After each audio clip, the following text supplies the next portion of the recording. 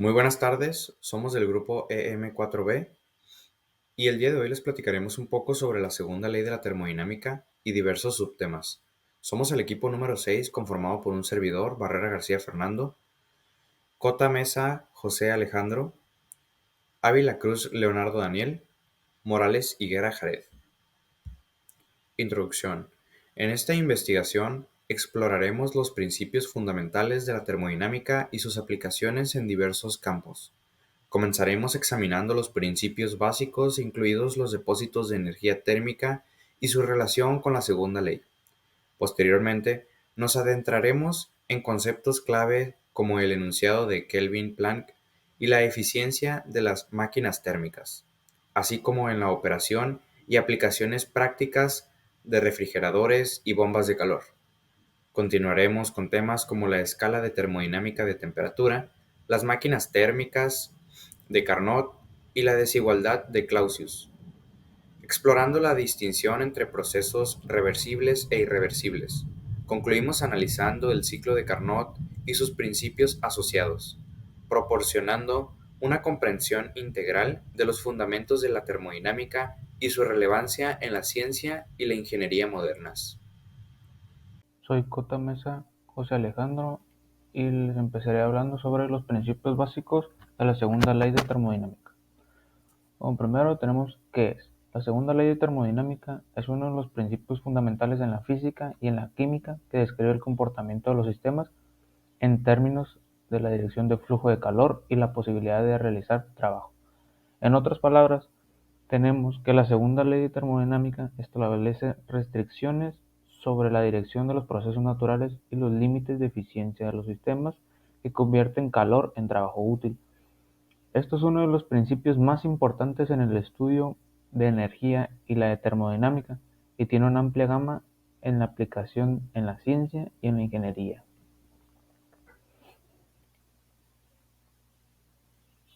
Los conceptos básicos. En la formulación de la segunda ley hay dos de las más conocidas, son la formulación de Clausius y la formulación de Kelvin-Planck. En la formulación de Clausius dice, esta formulación establece que es imposible que un sistema opere en un ciclo termodinámico cuyo único resultado sea la transferencia de calor desde un cuerpo de menor temperatura a uno de mayor temperatura, sin la intervención de un trabajo extra. Entonces, ¿qué tenemos aquí? Es que el enunciado de Clausius establece un sentido para la propagación del calor. Este fluye de manera espontánea de los cuerpos calientes a los fríos y es nunca a la inversa. Entonces aquí tenemos la formulación de Kelvin-Planck. Esta formulación establece que es imposible construir un dispositivo que opere en un ciclo termodinámico y que no produzca otro efecto que no sea la transferencia de calor desde un reservorio térmico a otro y la realización del trabajo. En este enunciado afirma que es imposible construir una máquina que tenga un rendimiento del 100%. Siempre habrá algo de calor deshecho que en la mayoría de los casos equivale a más de la mitad del calor absorbido.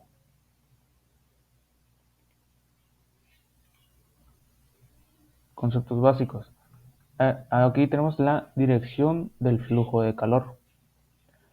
La segunda ley indica que el calor tiende a fluir de un cuerpo caliente a uno frío y no al revés espontáneamente. Entonces tenemos que la dirección del flujo de calor en la segunda ley de termodinámica es de un cuerpo de mayor temperatura a uno de menor temperatura, ya que este proceso tiende a aumentar la entropía del sistema. Cumpliendo así con los principios termodinámicos, esto significa que no es posible construir un motor térmico que convierta completamente el calor en trabajo útil sin transferir algo de calor a un cuerpo de menor temperatura. Ahora tenemos la entropía. Una forma de expresar la segunda ley es mediante el concepto de entropía. La entropía es de un sistema aislado tiende a aumentar con el tiempo. El concepto de entropía, que en el caso de los sistemas físicos presentados por el grado de desorden, resulta que en cada proceso físico que hay una transformación de energía, cierta cantidad de energía no es utilizable, es decir, no se puede realizar un trabajo. Si no se puede realizar un trabajo, en la mayoría de los casos esa energía es calor. Ese calor que libera el sistema lo que hace es aumentar el orden del sistema, su entropía. La entropía es una medida del desorden en un sistema. Para entender esto con un ejemplo, basta con quemar una cantidad determinada de materia y luego juntar las cenizas resultantes. Al pesarlas, comprobaremos que es menos materia de la que había en su estado inicial. Parte de la materia se convirtió en calor en forma de gases que no pueden realizar un trabajo sobre el sistema y que contribuyen a su desorden. Entonces tenemos aquí eficiencia de los procesos termodinámicos. La segunda ley establece límites en la eficiencia de los procesos termodinámicos, como los motores de calor y los refrigeradores. Esta ley establece restricciones sobre la cantidad de trabajo útil que se puede obtener a partir de la energía transformada como calor entre dos sistemas diferentes temperaturas. La eficiencia de un proceso termodinámico se define como la relación entre el trabajo útil realizado por el proceso y la cantidad total de energía transferida durante el proceso. Ahora les voy a hablar un poquito sobre los depósitos de energía térmica. Como primero tenemos qué es. Se consideran como cuerpos con capacidades térmicas infinitas, lo que significa que pueden absorber o ceder cantidades infinitas de calor sin experimentar un cambio apreciable en su temperatura. Los depósitos de energía térmica también se conocen como reservorios térmicos o fuentes de calor. Son componentes fundamentales en el estudio de la termodinámica. Un cuerpo que pasa una capacidad de energía térmica relativamente grande, que esto es masa por calor absoluto, que puede suministrar o absorber cantidades infinitas de calor sin experimentar ningún cambio de temperatura, se le llama depósito de energía térmica o solo depósito. Ahora tenemos los tipos de energía térmica. Los tipos de depósitos de energía térmica pueden ser dos: fuentes de calor o sumidero de calor, según la condición en la transferencia de calor, sea desde ellos o hacia ellos. De manera más clara, un depósito que suministra energía en forma de calor se llama fuente, ahí lo podemos ver en la imagen. Y el otro que absorbe energía en forma de calor se llama sumidero, también lo podemos observar en la imagen.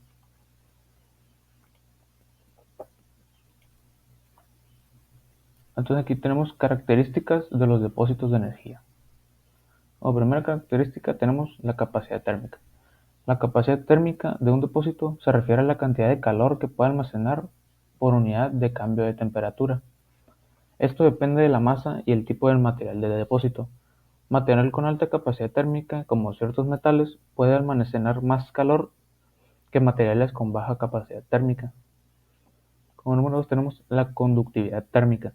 La conductividad térmica indica la capacidad de un material para transferir calor. Un depósito con alta conductividad térmica puede transferir calor más eficiente entre el medio de lo que lo rodea y el depósito. Como tercero tenemos el aislamiento. Algunos depósitos de energía térmica están diseñados con materiales aislantes para minimizar la pérdida de calor hacia el entorno. Un buen aislamiento puede ayudar a mantener la temperatura del depósito y conservar la energía almacenada durante periodos de tiempo más prolongados. Aquí tenemos como cuarta característica los intercambiadores de calor. En muchos casos, los depósitos de energía térmica están equipados con intercambiadores de calor que facilitan la transferencia de calor entre el depósito y otros sistemas.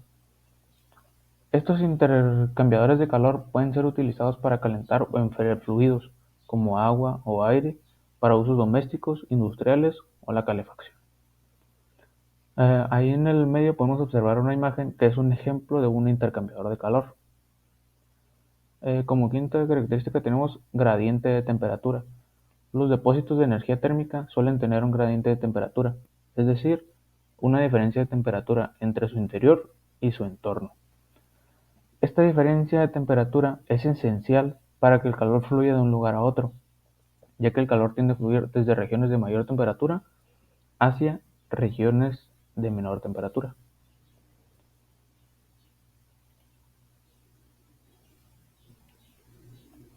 Los depósitos de energía térmica en relación con la segunda ley de la termodinámica. Como primero tenemos la dirección del flujo de calor. Los depósitos de energía térmica están relacionados con la dirección del flujo de calor. De acuerdo con la segunda ley, el calor fluye naturalmente de un cuerpo caliente a uno frío.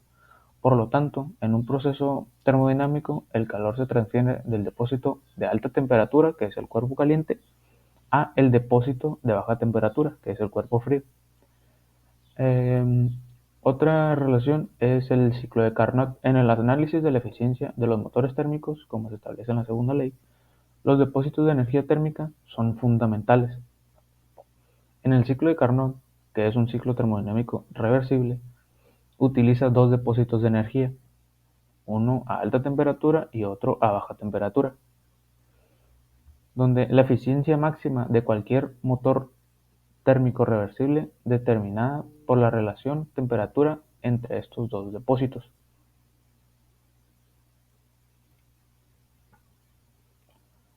Ahora tenemos la entropía y el aumento de la entropía. La segunda ley de la termodinámica se expresa a menudo en términos de aumento de la entropía. En un sistema aislado, los depósitos de energía térmica están directamente relacionados con el concepto de entropía. Eh, cuando se trata de, Cuando se transfiere calor de un dispositivo caliente a uno frío, la entropía total del sistema aumenta, lo que implica un aumento en el desorden o la aleatoriedad del sistema. Imposibilidad de ciertos procesos. Los depósitos de energía térmica también se utilizan para demostrar la imposibilidad de ciertos procesos termodinámicos. Por ejemplo, la formulación de Clausius en la segunda ley dice que es imposible que el calor fluya espontáneamente de un cuerpo frío a uno caliente sin la intervención de un cuerpo externo.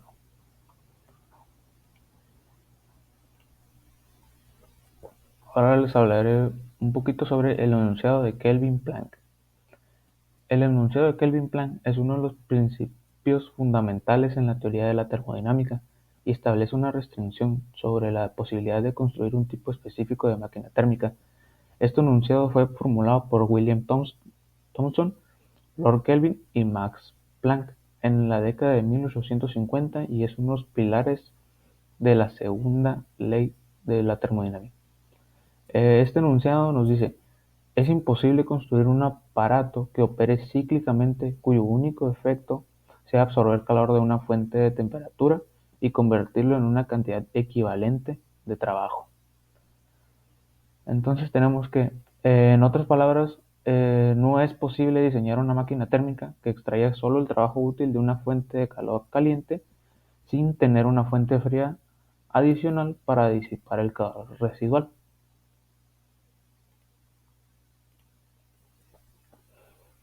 La formulación del enunciado nos dice: el enunciado de Kelvin-Planck establece que es imposible construir un motor térmico que opera en un ciclo y convierta todo el calor absorbido en trabajo mecánico sin necesidad de rechazar parte de ese calor a un ambiente más frío. Pues como les acabo de mencionar, no es posible que una máquina térmica extraiga eh, calor de una fuente, de una sola fuente, y que no tenga una fuente fría adicional para disipar el calor residual. Ahí, como podemos ver en la imagen, entra calor, pero tiene un depósito de energía fría. Ahora les mencionaré un poquito las características del enunciado de Kelvin-Planck. Este enunciado establece un límite fundamental sobre la eficiencia de los motores térmicos, ya que implica que siempre debe haber una transferencia de calor desde una fuente caliente a un sumidero frío o en cualquier ciclo termodinámico que realice trabajo útil. Como nos tenemos, indica que cualquier máquina térmica debe tener al menos dos fuentes de calor a diferentes temperaturas para operar en un ciclo termodinámico y producir trabajo útil. Y como tercera, este enunciado es esencial en el diseño y análisis de motores térmicos, como lo son los motores de combustión interna, las turbinas de vapor, ya que establece los límites de eficiencia de estos dispositivos.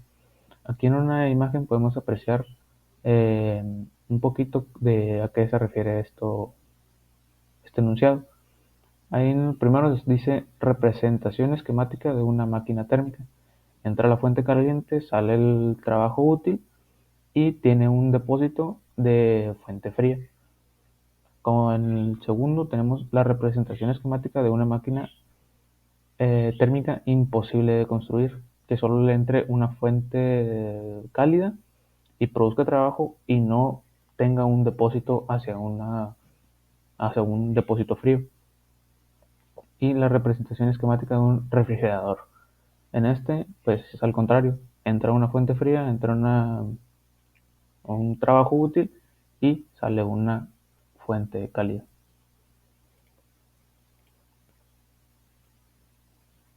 Ahora tenemos la relación y aplicación.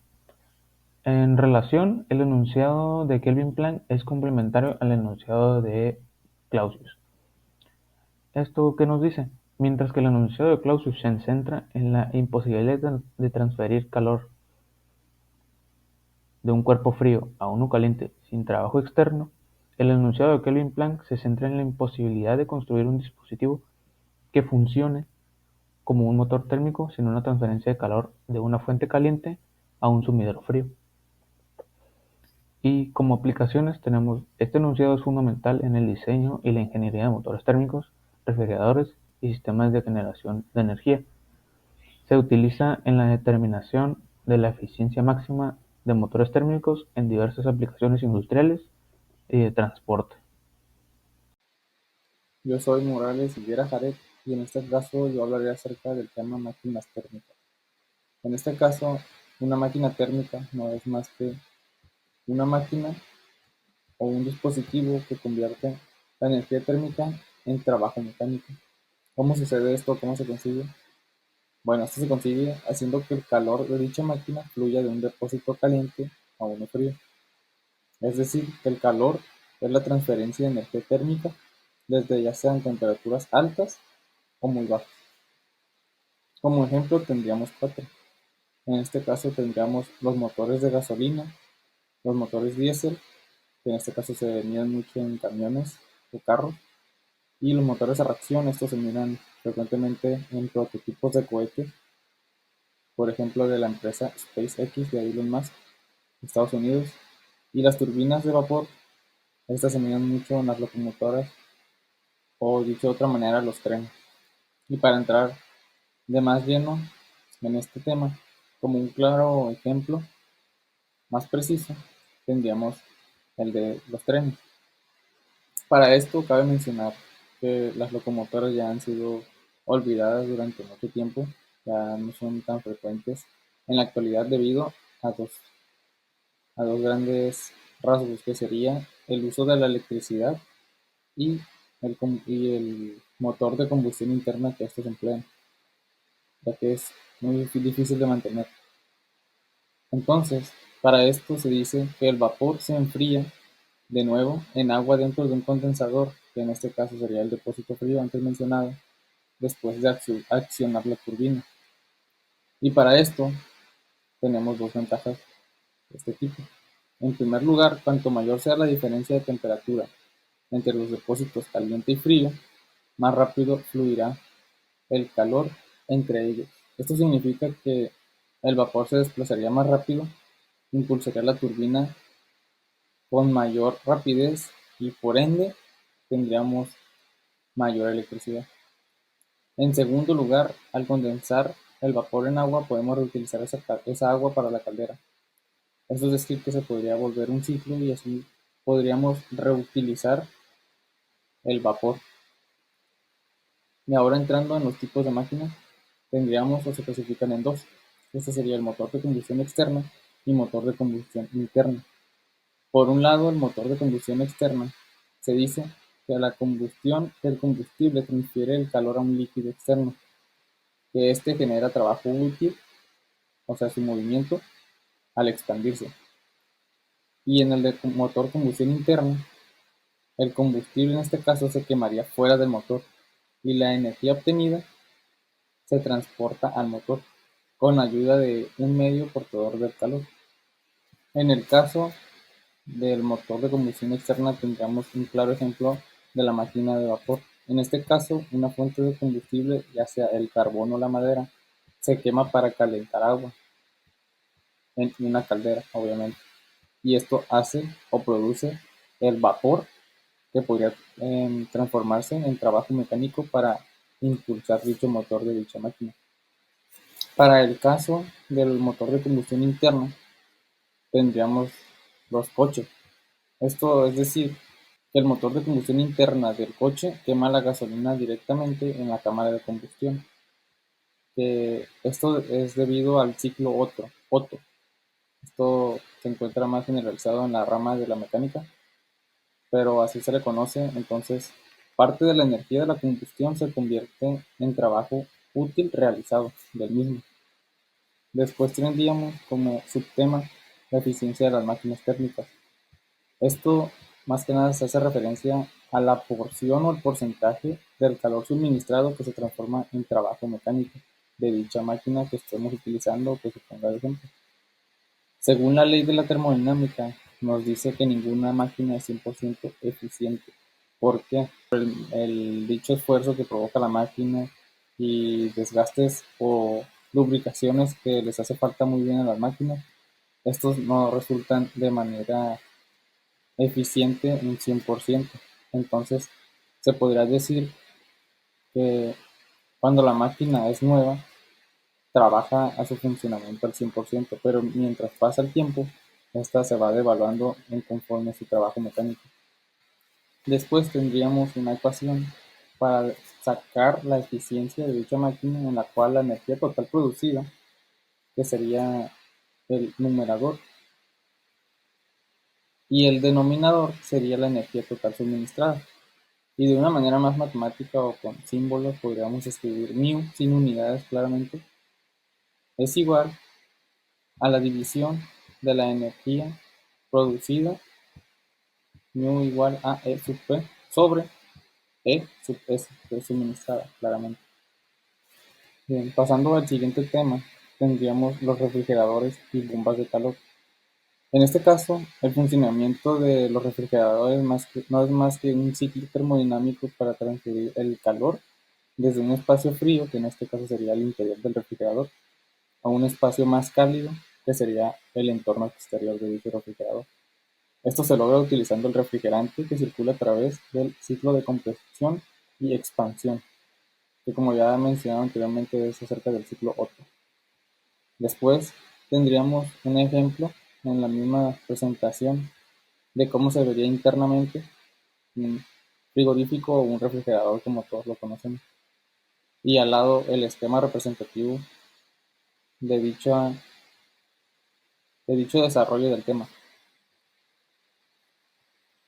Después tendríamos que para los refrigeradores se define el coeficiente de desempeño como COP, COP. En su uso habitual, lo que hacen los refrigeradores y aparatos de aire acondicionado es principalmente mantener constante la temperatura del interior de una cámara o habitación.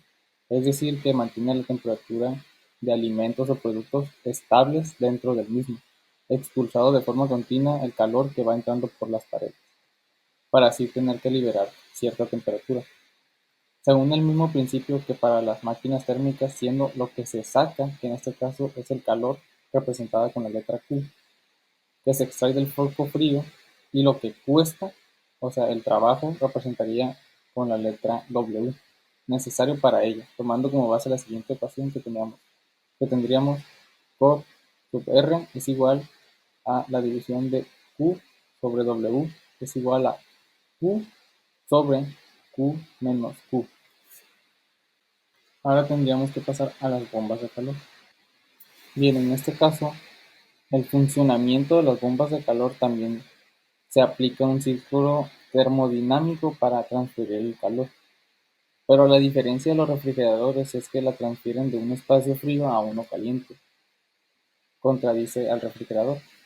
Las bombas de calor Se utilizan para calentar edificios en invierno y para enfriarlos en verano.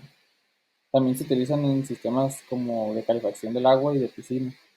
Y su eficiencia pues es igual que los refrigeradores, la bomba de calor se evalúan por su coeficiente de rendimiento, que en este caso sería COP, que es la cantidad de calor transferida dividido por la cantidad de energía eléctrica consumida para realizar la transferencia de dicho calor.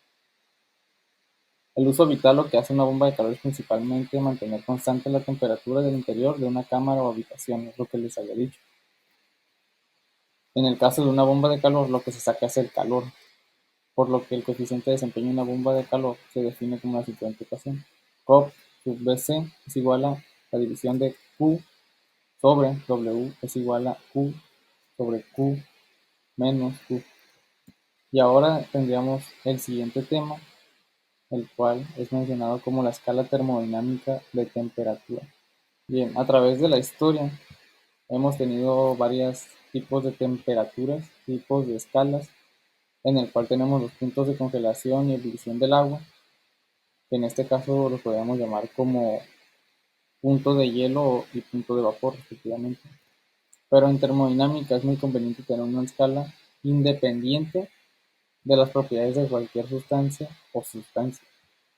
La escala absoluta de temperatura parte de la existencia del cero absoluto, donde esta es la consecuencia del segundo principio de la termodinámica. Ya que se analiza el ciclo de Carnot, se ha visto que el rendimiento es independiente de la sustancia de trabajo que realiza el ciclo y que solo depende de la temperatura de las fuentes entre las que trabaja. Bien, esto nos proporcionaría la base para poder definir nosotros la escala denominada la escala termodinámica de temperatura. Más que nada existen dos unidades básicas para medir la temperatura en forma absoluta. Por un lado está el grado Kelvin, representado con la K, y el grado Rankine, que en este caso sería representado con la R. Dicho de una manera matemática, en magnitud, un grado Kelvin es igual a un grado Celsius y un grado Rankine es igual a un grado Fahrenheit. El 0 grados absoluto de Kelvin es igual a menos 273,16 grados centígrados, que es la temperatura más baja posible. Y después tendríamos el esquema de arreglos de máquinas térmicas para poder definir la ecuación que tendríamos de la temperatura. En este caso del esquema tendríamos que nos incluyen tres ciclos reversibles. En este caso se tiene un reservorio de calor de alta temperatura, que en este caso sería T1, y un reservorio de calor a baja temperatura, que sería el T3, de la parte inferior. Para cualquiera de las dos temperaturas de T1 y T2, la razón de magnitudes de calor absorbido y expelido en el ciclo de Carnot tiene el mismo valor para todo el sistema. En este caso, en este esquema, tendríamos que la transferencia de calor de Q1 es la misma en los ciclos de A y C. También Q3 es el mismo para los ciclos B y C, es lo que les acababa de mencionar. Y gracias a eso tendríamos de una manera más definida la ecuación. De modo que el coeficiente de la transferencia de calor es una función de la temperatura. Y en este caso, podríamos elegir cualquier función y la opción más simple sería f de t es igual a t. Después partiríamos de esa ecuación para tomar otra ecuación, que sería la final, que esta se denominaría como la escala termodinámica ya de la temperatura. Y ya de esta manera es la misma que la de un gas ideal. La escala de temperatura termodinámica y la escala del gas ideal claramente son equivalentes en este caso. Y esto sería todo de mi parte. Soy Daniel Ávila y ahora les hablaré sobre las máquinas térmicas de Carnot. Primeramente, Carnot encontró que el punto clave en su estudio era reconocer que una máquina térmica requiere de una diferencia de temperatura para poder operar. Esto es, cuando una máquina opera entre dos cuerpos y extrae calor del más caliente, se da una cantidad de calor al cuerpo más frío hasta igualar la temperatura de ambos. Esto es, hasta que haya un equilibrio térmico. Este es el principio de Carnot discutido antes, pero Carnot nunca demostró la conjetura de la eficiencia de dicha máquina, solo depende de la temperatura de los recipientes entre los cuales opera. Dependiendo de la eficiencia de la máquina en la temperatura, se le ocurre a Carnot pensar que una máquina térmica eficiente debe diseñarse de manera que no exista flujo de calor desaprovechable durante su operación. Para ello, idea un proceso cíclico en la cual solo aparece la fuente térmica, de la cual la máquina extrae calor para operar, y la fuente fría a la cual se le suministra el calor no aprovechable. Esta operación minimiza la pérdida de calor por diferencias de temperatura espurias, y además, como el final del ciclo U final es igual a U inicial, la energía interna de la sustancia operante es la misma que al inicio. De ahí, el segundo resultado importante que surge de las ideas de Carnot fue demostrar que ninguna máquina operada entre dos cuerpos a temperaturas diferentes puede ser más eficiente que la máquina concebida por él a través del teorema de Carnot, que menciona que ninguna máquina térmica operando en ciclos entre dos recipientes térmicos dados tienen una eficiencia mayor que la de una máquina reversible de Carnot, operando entre los mismos dos recipientes. De ahí tenemos las limitaciones de las máquinas térmicas de Carnot, que aunque son unas referencias importantes en termodinámica, tienen limitaciones significativas debido a su carácter idealizado y las condiciones ideales en las que operan. Aquí voy a mencionar algunas de ellas, a las claves que encontré.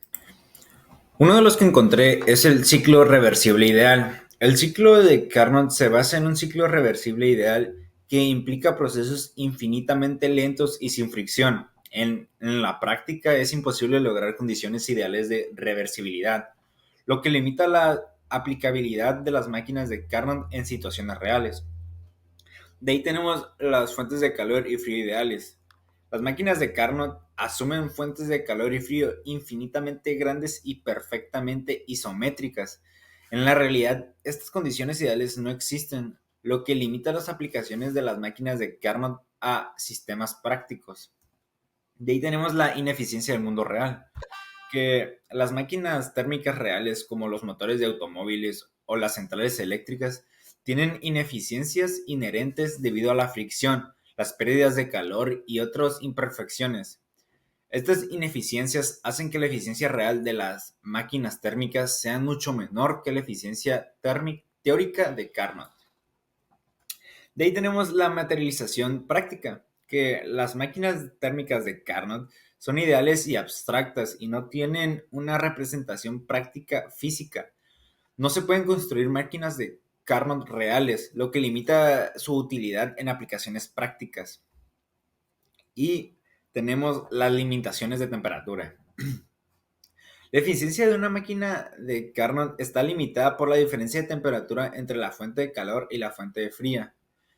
A medida que esta diferencia de temperatura disminuye, la eficiencia de Carnot también disminuye, lo que limita su utilidad en las aplicaciones con pequeña diferencia de temperatura como la refrigeración.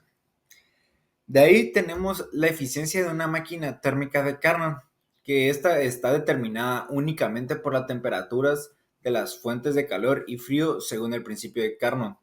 Este principio establece que la eficiencia de cualquier máquina térmica reversible que opera entre dos fuentes de calor, una caliente a temperatura y otra fría a temperatura, es la máxima posible. La eficiencia de Carnot proporciona una referencia teórica para comparar la eficiencia de otras máquinas térmicas reales. Sin embargo, es importante tener en cuenta que las máquinas térmicas reales siempre tendrán eficiencias inferiores a la eficiencia de Carnot, debido a la inevitabilidad pérdidas de energía durante el proceso de conversión de calor en trabajo útil. Ya de ahí pasaremos a la desigualdad de Clausius, que la desigualdad de Clausius es una relación entre la temperatura de un número arbitrario de fuentes térmicas y las cantidades de calor entregadas o absorbidas por ellas. Cuando a una sustancia se le hace recorrer un proceso cíclico arbitrario durante el cual intercambia calor con las fuentes, esta desigualdad viene dada por la expresión matemática que tendremos aquí a continuación, aquí en el recuadro a mi izquierda, que dice que la desigualdad de Clausius, la integral representa a lo largo del ciclo térmico cerrado. La derivada de Q es la cantidad de calor transferido, que eso es entre la T, que es la temperatura absoluta. Esta expresión indica que la integral de calor transferida sobre un ciclo termodinámico siempre es menor o igual a cero. De ahí tenemos las implicaciones de la desigualdad, que la desigualdad de Clausius implica que el calor naturalmente fluye de regiones de alta temperatura a regiones de baja temperatura y no al revés. Esto explica por qué el proceso de enfriamiento espontáneo ocurre de forma unidireccional en la naturaleza y en la mayoría de los sistemas físicos. De ahí tenemos el ciclo de Carnot y la desigualdad de Clausius, que la desigualdad de Clausius está relacionada con el ciclo de Carnot, porque para un ciclo de reversibilidad, la integral en la desigualdad de Clausius se convierte en cero, lo que significa que la eficiencia de una máquina de Carnot es la máxima posible. Sin embargo, para cualquier otro ciclo termodinámico, la desigualdad de Clausius garantizará que la eficiencia será menor que la de una máquina de Carnot. Las aplicaciones prácticas en la desigualdad de Clausius es fundamental para entender y diseñar sistemas de refrigeración, motores térmicos y otros dispositivos que operen en base a los principios de termodinámica. Por ejemplo, los refrigeradores y los aires acondicionados, que funcionan extrayendo calor de un espacio interior y liberándolo en un espacio exterior, aprovechando la desigualdad de Clausius. Y ya por último tendremos la teoría de la entropía, que esta la menciono porque está íntimamente relacionada con los conceptos de la entropía con la desigualdad de Clausius, porque primeramente la entropía es una medida de distribución de energía en un sistema y la desigualdad de Clausius puede entenderse como una declaración sobre el aumento de la entropía en procesos irreversibles. La comprensión de la entropía y la desigualdad de Clausius es crucial para diseñar y comprender sistemas termodinámicos, desde máquinas térmicas hasta sistemas de refrigeración. Estos conceptos también tienen aplicaciones en campos como la física, la química, la biología y en la ingeniería, como veremos en esta materia. Mi nombre es Barrera García Fernando y empezaré platicándoles sobre quién fue Sadi Carnot. En un mundo en crisis, Nicolas Leonard Sadi Carnot nació el 1 de junio de 1796 en el Palais du Luxembourg. Era el hijo mayor de Sophie Dupont y Lazare Carnot. Sadi Carnot, como es mayormente conocido, tuvo dos hermanos. Su madre era una pianista talentosa. Hasta los 16 años, Sadi Carnot fue educado por su padre, quien le enseñó matemáticas, ciencias, así como idiomas y música. Primero fue enviado a la universidad en París para prepararlo para los exámenes de admisión en la Escuela Politécnica de París. En 1812, a los 16 años, con la mínima edad permitida, Carnot ingresó al Polytechnique, donde Poisson, Ampère y Arago estaban entre sus maestros. Después de graduarse, Carnot completó su entrenamiento con 2 años adicionales de estudio de ingeniería militar. La carrera militar de Sadi Carnot no fue fácil. Se reflejaron los altibajos políticos de su padre, los cuales lo llevaron a ser reservado e introvertido. Además de su educación formal, Sadi Carnot asistió a cursos en varias instituciones en París, incluida la Sorbona College de France. Se interesó en problemas industriales, visitó fábricas y talleres, estudió las últimas teorías de la economía política y, en particular, comenzó a estudiar la teoría de los gases. Más allá de eso, su actividad y habilidad abrazaron a las matemáticas. Refrigerador de Carnot. Sadi Carnot también aborda el funcionamiento del refrigerador, aunque lo llama máquina inversa. Describe cómo este dispositivo puede extraer calor de un cuerpo frío y transferirlo a uno más cálido, mediante un ciclo termodinámico inverso. Carnot destaca que la eficiencia del refrigerador depende de la relación de la temperatura y subraya la importancia de la segunda ley de la termodinámica para comprender su operación. Su trabajo sentó las bases en el desarrollo posterior de sistemas de refrigeración y climatización, permitiendo aplicaciones prácticas y mejoras tecnológicas en este campo. Se sabe que el calor se transfiere en la dirección de la temperatura más alta hacia la más baja. Este proceso ocurre en la naturaleza, sin requerir ningún tipo de dispositivo. Sin embargo, el proceso inverso no puede ocurrir por sí mismo, como lo dice el enunciado de Clausius. La transferencia de calor de un medio que se encuentra a baja temperatura hacia otro de temperatura alta requiere de un refrigerador. Al invertir el ciclo de la máquina térmica de Carnot, obtenemos el ciclo de refrigeración de Carnot. Todos los procesos son internamente reversibles.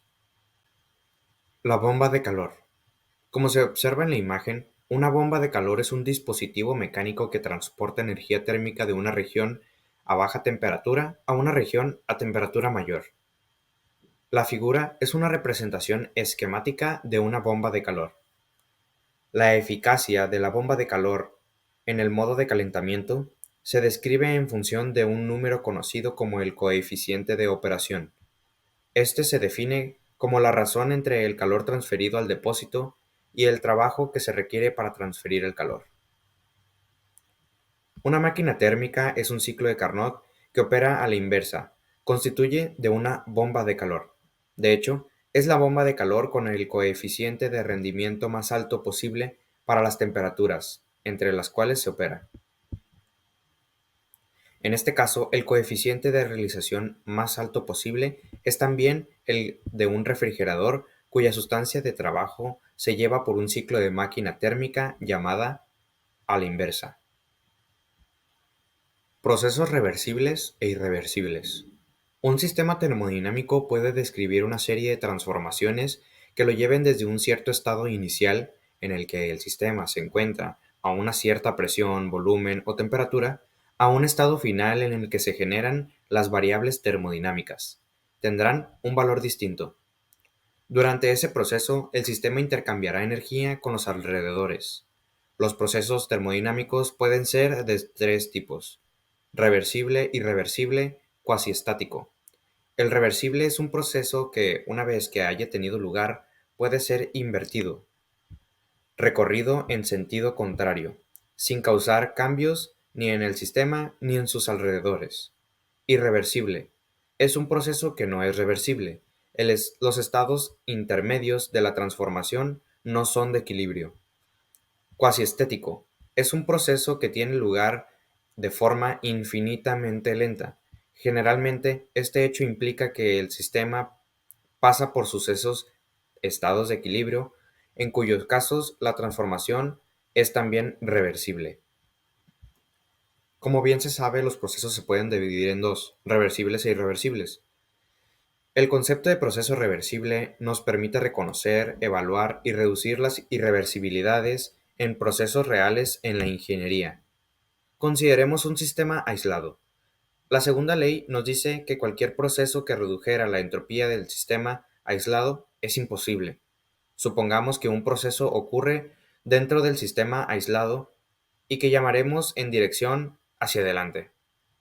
Si el cambio en el estado del sistema es tal que la entropía aumenta para el proceso que llamamos hacia adelante, entonces el proceso hacia atrás, es decir, para el cambio en reversa hacia el estado inicial, la entropía disminuirá. Este proceso en reversa es imposible para el sistema aislado y, por lo tanto, decidimos que el proceso hacia adelante es irreversible.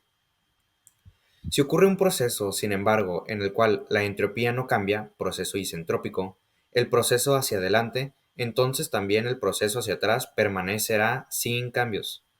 Tal proceso puede ir hacia cualquier dirección sin violar la segunda ley. Los procesos de este tipo se llaman reversibles. La idea fundamental de un proceso reversible es que no produce entropía. La entropía se produce en procesos irreversibles. Todos los procesos verdaderos, con la posible excepción del flujo de corriente de superconductores, presentan cierta medida irreversible, aunque muchos procesos se pueden analizar adecuadamente si se asume que son reversibles. Algunos procesos que son claramente irreversibles son la mezcla de dos gases, la combustión espontánea, la fricción y la de transferencia de energía como calor de un cuerpo con mayor temperatura hacia un cuerpo con menor temperatura. El reconocimiento de las irreversibilidades es un proceso verdadero y especialmente importante en la ingeniería. La irreversibilidad o alejarse de la condición ideal de la reversibilidad refleja un aumento en la cantidad de energía no organizada a expensas de energía mejor organizada. La energía organizada, tal como el de un peso levantado, se pone fácilmente en uso práctico. La energía desorganizada, tal como los movimientos al azar de las moléculas en un gas, requiere forzar o restringir antes de que se pueda ser utilizado con eficacia. El ingeniero se esfuerza constantemente en reducir irreversibilidades de los sistemas para obtener un funcionamiento mejor de estos. Los principios de Carnot. La segunda ley de la termodinámica pone límites en la operación de los ciclos. Una máquina térmica no puede operar intercambiando valor con un reservorio simple, y un refrigerador no puede operar sin la aplicación de un trabajo de una fuente externa. Los principios de Carnot son: la eficiencia de una máquina térmica irreversible es siempre menor que la eficiencia de una reversible operando entre los mismos dos reservorios. 2. La eficiencia a todas las máquinas térmicas reversibles operando entre los mismos dos reservorios es la misma.